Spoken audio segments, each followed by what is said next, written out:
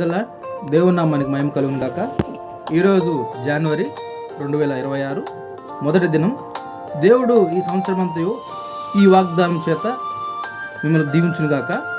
ఈరోజు దేవుడు మనకి ఇచ్చిన వాగ్దానం, ఇదిగో నేను ఒక నూతన క్రియ చేయుచున్నాను, ఇప్పుడే అది మొలచును, మీరు దాన్ని ఆలోచింపరా.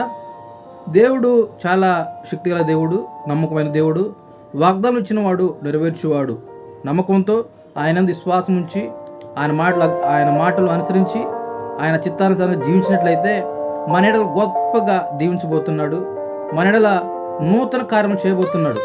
2020 సంవత్సరంలో మనకి ఎన్నో ఇబ్బందులు వచ్చున్నాయి, ఎన్నో సమస్యలు, అది అప్పులు కానీ, ఆర్థిక సమస్యలు కానీ, కుటుంబంలో గొడవలు కానీ, అదేవిధంగా భార్యాభర్తల మధ్య గొడవలు కానీ, కొంతమంది మనం 2020 సంవత్సరంలో కొంతమంది కోల్పోయినాం, ఆత్మీయుని కోల్పోయి ఉన్నాం, మన సొంత వారిని కోల్పోయి ఉన్నాం.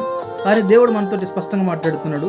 ఈ నూతన దినం ముందు మనలో దేవుడు నూతన కార్యం చేయబోతున్నాడు.